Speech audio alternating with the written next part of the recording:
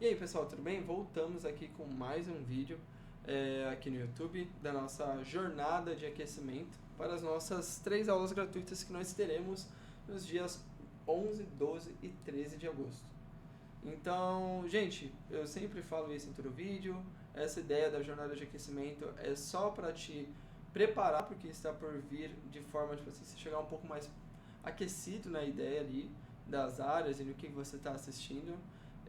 Mas não quer dizer que é obrigatório você assistir os aquecimentos, nenhum deles, muito menos todos. Eu recomendo que você assista porque você vai chegar muito mais preparado, mas eu entendo que a rotina do dia a dia é corrido e tudo mais, então não consegui assistir todas, então não vou ver a aula gratuita. Gente, não, pelo amor de Deus, veja a aula gratuita, elas são completas, individuais, ok? Elas não precisam disso, mas é legal você ver junto com isso, porque você vai chegar mais ambientado, você vai estar um pouco mais aquecido e entendendo o que você está escutando lá, tá bom? Então é por isso que eu recomendo. E outros recados, eu gosto sempre de lembrar que esse vídeo aqui ele também está replicado em formato de podcast lá no Spotify, tá? Então vai lá no Spotify, assiste, escuta lá também se você não conseguir assistir aqui enquanto você estiver indo para o trabalho, fazendo comida ou dirigindo aí ou qualquer coisa desse tipo, tá? E nas outras redes sociais nós também temos outros conteúdos, no Instagram, no TikTok, enfim, a gente tem um e-mail aí também e tudo mais. E além disso eu também estou fazendo live todos os dias no Instagram. Então segue lá, acompanha, tem conteúdo nos stories, tem conteúdo no Reels, tem carrossel, tem muito conteúdo nessas semanas aqui de aquecimento do conteúdo das aulas gratuitas que a gente vai fazer agora em agosto. Tá? Então, recado dado, vamos para o nosso conteúdo do vídeo.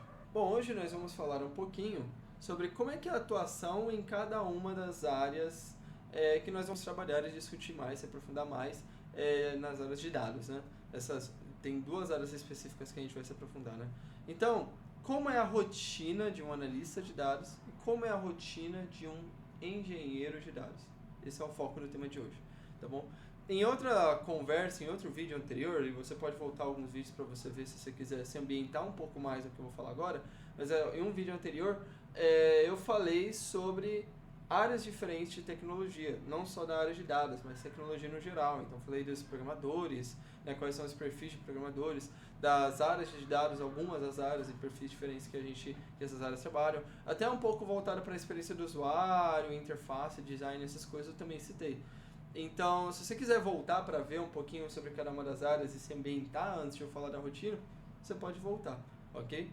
Vamos começar falando sobre o analista de dados, ok? O analista de dados, eu acredito que assim, ele é o que você menos vai ter uma rotina repetitiva, principalmente em empresas diferentes, ok?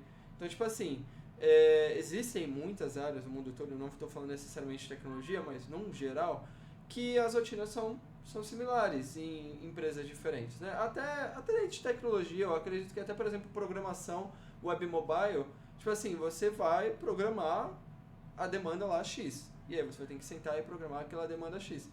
As demandas têm peculiaridades, etc. Mas, por exemplo, vai ter que fazer um cabeçalho aqui, vai ter que colocar uma imagem aqui, um botão ali, o texto ali e tudo mais, centralizar, organizar, fazer desse jeito, fazer um carrossel, fazer não sei o que. São coisas que, tipo assim, você vai repetindo nas empresas, entendeu? O papel do analista de dados, na maior parte das vezes, 80% do tempo, é sobre análise de negócio. E a análise de negócio não é uma coisa que você vai conseguir repetir e replicar em várias empresas diferentes. Você pode ter referências, mas vai ser sempre algo muito novo. E eu acredito que 80% do trabalho é isso, é análise de negócio. Não tem jeito, visão de negócios, visão dos problemas ali, de como você consegue resolver eles, de acordo com a cultura da empresa, com o produto da empresa, com o perfil de cliente da empresa, com o comportamento do cliente daquela empresa, com os dados que aquela empresa tem, e enfim, com isso você conseguir avançar. Né? E aí os outros 20% ali vai ser realmente colocar a mão na massa ali no código, desenvolver um dashboard, etc. E isso é replicável. Isso realmente é. Tanto que na maior parte das entrevistas que você for fazer aí, seja para a primeira experiência, segunda, terceira, 10ª experiência como analista de dados, eles não vão pedir muitas especificações assim aprofundadas sobre visão de negócio. Eles vão te perguntar mais sobre tecnologia. Claro que vai ter algumas perguntas sobre soft skill, talvez algumas visões ali de como você resolveria um problema ali, etc. Mas não tem como você se aprofundar em, tipo assim, o que essa pessoa entende de negócios porque essa visão ela vai ser única para cada negócio. Então, tipo assim, essa pessoa quando entrar aqui, ela vai ter que se ambientar em como a nossa empresa funciona. Ela vai ter que se ambientar como nossos clientes funcionam, como os nossos produtos funcionam e quais são os nossos objetivos e quais são os dados que a gente tem para monitorar, para criar boas métricas, indicadores e conseguir mapear onde a gente vai chegar e como a gente vai chegar, sabe? Então não tem como eu exigir que essa pessoa já saiba isso antes de entrar, né? Então, enfim, no final das contas, o que você consegue replicar em várias empresas é a sua visão técnica, e é por isso que é importante você focar em estudar as tecnologias e fazer cases ali de portfólio, essas coisas, como eu já falei em vídeos anteriores, para que você mostre que esse ponto você já pegou e a empresa pode se preocupar menos com isso e se preocupar mais em te ambientar dentro da empresa, te ambientar nesses pontos que eu já citei de negócios para que você consiga trazer esse resultado que ela deseja, né? E aí vem um ponto legal sobre a rotina do analista de dados, né? Que, bom, ele é voltado para essa visão. É claro que para cada empresa, principalmente para tamanhos diferentes de empresas, para visões diferentes de negócio, etc., a demanda vai vir de formas diferentes, né? Há algumas empresas, por exemplo, você vai ficar fixo em um setor específico, você vai trabalhar como analista de dados para resolver problemas, para monitorar soluções, para evoluir pontos específicos da empresa para aquele setor X. Então, eu trabalho no e-commerce, por exemplo, e eu sou um e-commerce enorme aqui, sei lá, da Nike, né? E a minha parte aqui é para análise aqui de dados voltados para, vamos ver, tipo, reclamações, né? Sei lá, ou melhor, atendimento, ok. Então você vai ficar analisando tempo de respostas, problemas recorrentes, problemas que não tiveram uma solução, enfim, várias coisas relacionadas ao atendimento ali específico. Eu escolhi um exemplo não tão bom, assim, não tão muito bom, não foi um bom exemplo, mas eu acho que eu consigo me aprofundar nisso. Você vai trabalhar especificamente nos dados daquilo, de atendimento ali, etc. E aí você vai ter várias coisas que vão vincular com o atendimento para você fazer o quê? Para você monitorar, para você tirar insights, para você criar metas de negócio em cima daquilo. Então, vão ter outras pessoas de negócio ali no meio que vão estar tomando decisões junto com você. Então, tipo, vamos lá. A gente está tendo muita reclamação aqui sobre a parte aqui de atendimento, de tirar dúvidas, de reclamar, de pedir devolução, essas coisas. Parece que muita gente está saindo daqui e indo para o Reclame Aqui. Nosso Reclame Aqui tá muito cheio, a quantidade de chamados aqui está muito grande. A gente precisa entender como que a gente consegue, onde a gente está errando, para a gente entender onde que a gente consegue melhorar para ter um atendimento mais eficaz, ter melhores resultados, tirar as dúvidas com mais agilidade e com mais clareza e ajudar as pessoas que estão querendo devolver, querendo reportar algum problema, coisa desse tipo, a chegarem na solução de forma satisfatória e voltarem a comprar novamente em algum outro momento. Ou de repente, em vez de devolver, a gente conseguir converter ela para uma troca e não sair num prejuízo, um exemplo. Então, então beleza, vamos começar a analisar métricas em cima disso, né? Você vai analisar todos os dados que você tem, vamos analisar a quantidade de atendimentos contra a quantidade de resoluções que a gente tem. Vamos analisar o tempo de atendimento até a resolução, o tempo de atendimento até um abandono, né? Então você também pode ver a quantidade de resolução, a quantidade de abandono.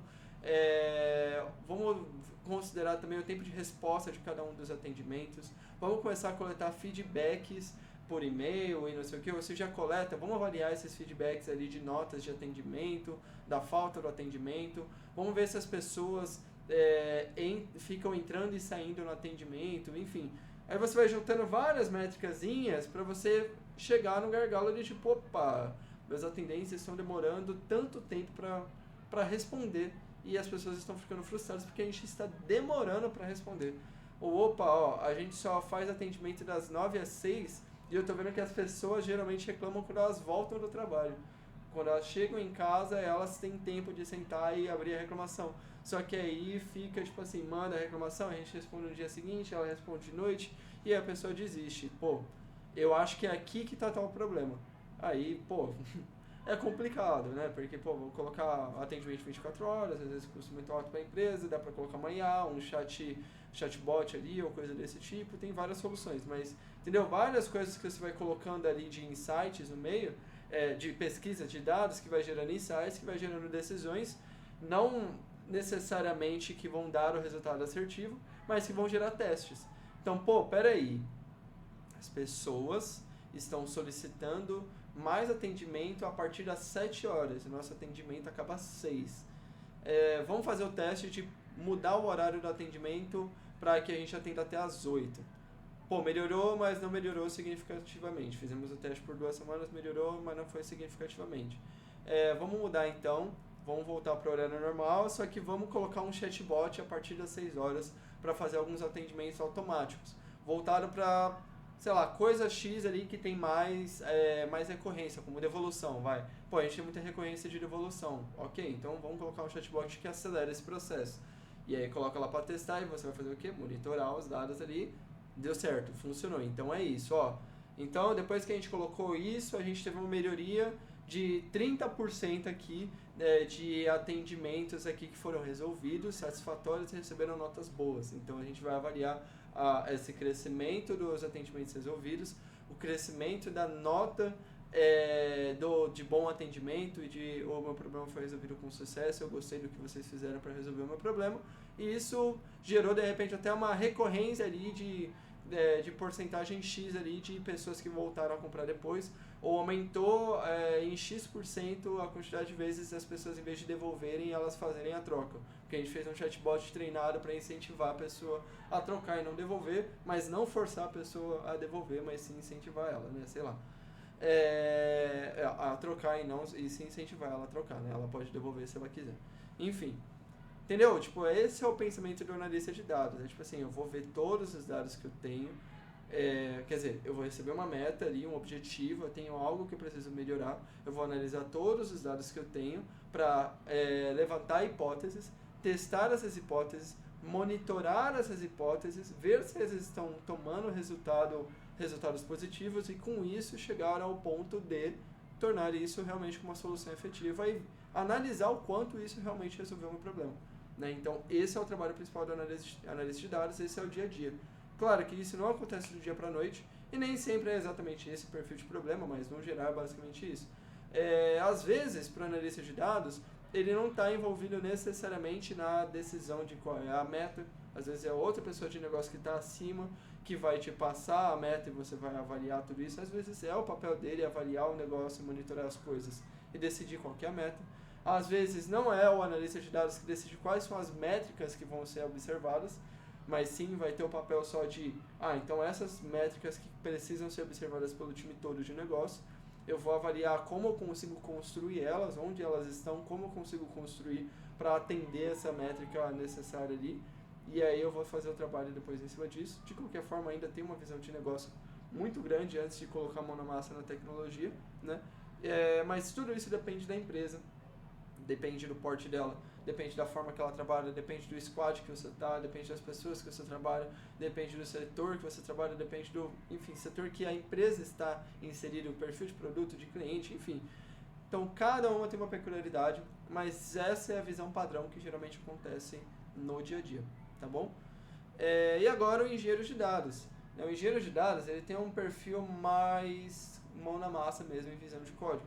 Então, muita coisa se replica em empresas diferentes, só que geralmente em arquiteturas diferentes. Tá? Por quê? Porque o engenheiro de dados ele trabalha muito com cloud. A gente tem algumas principais ferramentas de cloud, AWS, GCP, e Azure e Databricks. Databricks você integra com uma delas geralmente aí e tudo mais, mas enfim, tem essas diversas ferramentas, plataformas de cloud aí, que tem suas ferramentas diferentes para fazer coisas diferentes, ou às vezes até ferramentas que fazem a mesma coisa de formas diferentes. Né? E aí cada empresa tem o seu perfil de arquitetura de dados para trabalhar, a sua metodologia de dados para trabalhar, a sua metodologia de deploy, de processos de análise, de várias coisas assim, para você fazer o seu trabalho como engenheiro de dados. Então, a visão geral da construção de um ETL, né, que a gente chama que é extrair, transformar e carregar os dados em algum lugar, é o principal trabalho do engenheiro de dados, né? A visão disso ela é concreta. Você precisa tirar dados de origens, né, bancos de dados que estão em produção ali, recebendo dados direto das aplicações, etc. Você vai tirar de lá, transformar em alguma coisa e carregar no data lake ou data warehouse, né, DW, né, que são ambientes analíticos, ambientes que o analista de dados vai trabalhar para juntar esses dados de diversas origens diferentes e analisar e gerar aqueles dashboardzinhos, etc. Né? Se você ficou um pouco perdido nessa parte, tem alguns vídeos aí que eu expliquei sobre isso, mas é só uma visão geral, assim, realmente de como seria esse dia a dia. Então, essa visão geral, ela vai se replicar para tudo. Só que como você vai fazer isso, né, aí, geralmente, cada empresa tem a sua arquitetura de acordo com o seu negócio também, de acordo com o seu sistema, ou sistemas terceiros que são utilizados, ou planilhas que são utilizadas, o custo que essa pessoa tem, as parcerias com plataformas ou com N outras parcerias de outras empresas que pode ter, e vários cenários diferentes, enfim. Então, a forma que você vai fazer isso vai mudar de um para um, para cada empresa, né? Então, vamos lá. O dia a dia, na prática mesmo, colocar a mão na massa no código vai ser muito similar.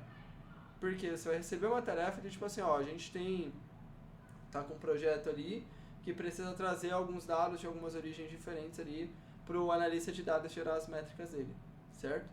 O que o engenheiro de dados vai fazer? Ele, para ele gerar essas métricas, eu preciso pegar alguns dados ali daquelas tabelas ali, daquele banco de dados de produção do nosso sistema. Eu preciso puxar dados, sei lá, da API do Reclame Aqui, vamos simular o atendimento mesmo, tá? Então, vamos tirar dados de vendas do nosso banco de dados de produção ali, do banco de dados que está conectado com o nosso site. Vamos tirar dados de vendas, de clientes, vamos tirar dados de atendimento. A gente tem um CRM também, que é onde a gente cadastra os clientes ali, monitora o processo ali de atendimento, etc. Vamos tirar dados lá do CRM, vamos tirar dados dessa ferramenta aqui, vamos tirar dados do chatbot também, puxar todos esses dados, construir várias tabelas diferentes, transformar elas da forma correta, deixar tudo limpo, organizado, documentado e jogar lá no DW, porque o analista de dados vai precisar de tudo isso para construir as métricas e os monitoramentos dele. Então, o meu papel é ir lá, sentar na frente lá do código ali, das ferramentas, considerando toda a arquitetura que foi desenhada para os dados, e começar a fazer conexão com o banco de dados, transformação dos dados, organizar tudo direitinho, jogar para o Data Lake, colocar as documentações tudo direitinho, processos, workflows, né, a orquestração de dados que a gente chama, que é a gente ficar montando o fluxo de como a gente vai tirar dados de cada lugar e etc. Né, tudo isso, código, ferramentas, etc. E no final das contas o resultado é um job ali, né, um código que vai ficar rodando de X em X tempo, atualizando aquela tabela ali no DW, né, que a gente chama, o Data Warehouse, que é o ambiente analítico de dados que o analista de dados vai consultar aquilo usando SQL. Né, então esse vai ser o trabalho ali do engenheiro de dados, vai ser ficar alimentando esse ambiente para os outros profissionais ali conseguirem fazer os seus trabalhos analíticos. Não só um analista de dados, como, por exemplo, um cientista de dados, ou até outros setores. Já vi muitas outras empresas que fazem uso desse dado, às vezes, para alimentar um outro sistema, sabe, para alimentar alguma coisa relacionada a uma empresa terceira, né, ou algo desse tipo. Então, esse fluxo ele varia para cada situação. E aí, bom, basicamente é isso, o overview geral de como seria a rotina desses profissionais. Geralmente o analista, eu acho que é legal passar isso, né? Geralmente o analista de dados é uma pessoa que fica mais envolvido no negócio, então é muito comum que ele tenha mais reuniões, por exemplo, né? Isso obviamente muda para cada cenário, mas na maioria das vezes é um perfil que geralmente tem mais reuniões mesmo, porque ele precisa discutir, ele precisa ter insights, ele precisa entender como as coisas funcionam.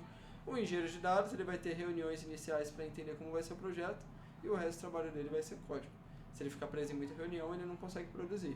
O analista de dados precisa ter reunião para discutir, para ter ideias, para se alinhar, para ver e discutir o que está acontecendo, alinhamento, teste, passar para setores diferentes o que está acontecendo. E isso é o trabalho que o analista de dados vai precisar fazer, de se comunicar sempre com profissionais diferentes. E o engenheiro de dados vai ter mais tempo para sentar na frente do computador, colocar um fone de ouvido e focar no código e testar e arrumar erro. Óbvio, também tem um bagulho que a gente chama de sustentação, que é a gente ficar corrigindo e evoluindo coisas que já foram feitas no passado, né? Então, depois que a gente terminou esse projeto aqui do atendimento ao cliente aqui, eu vou para outro projeto. Só que se eu tiver numa empresa grande, alguém precisa ficar cuidando disso, monitorando esse processo. Porque se der algum erro, entrou algum dado errado e deu erro no meu processo lá do código que deveria ter rodado. Não vai atualizar os dados para o Analytics lá, para o time de análise de dados conseguir entender, monitorar o que está acontecendo. Se não atualizar, ele está olhando para dados incorretos. Se está olhando para dados incorretos, o relatório final dele lá vai dar tudo errado. E aí o negócio pode quebrar porque está vindo dados incorretos, entendeu? Todo aquele processo que ele estava fazendo vai dar errado.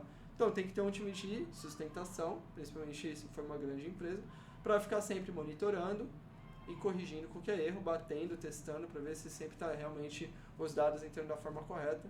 Se for uma empresa pequena, média, muitas vezes é você mesmo que vai monitorar enquanto você faz outros projetos. É normal, você coloca uma ferramenta para te dar alguns alertas se algum erro acontecer, aí deu o erro, você recebe o alerta, você vai ter que pegar uma parte do seu dia para ir lá e arrumar aquele erro. É totalmente comum isso acontecer.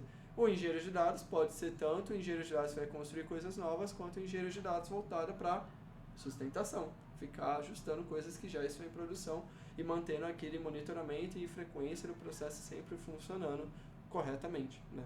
Então, existem esses dois perfis diferentes, tá? Enfim, bom, gente, era basicamente esse o conteúdo que eu gostaria de passar para vocês. Muito obrigado por assistir até aqui. Lembrando que amanhã tem mais. Lembrando novamente que se você não quiser assistir aqui, tem o mesmo conteúdo amanhã lá no Spotify, no formato de áudio, tá? Então acompanha lá. E se você não está ciente ficou sabendo da aula gratuita e não sabe como se inscrever na aula gratuita que nós vamos ter no dia 11, 12 e 13, o link está aqui na descrição, ok? Não esquece de dar like, não esquece de comentar aqui se você tiver com alguma dúvida, alguma ideia, se você não tiver gostado de alguma coisa, ou se você quer que eu discuta algum assunto que eu ainda não falei em um dos meus vídeos até agora, tá bom? Valeu, gente, obrigado.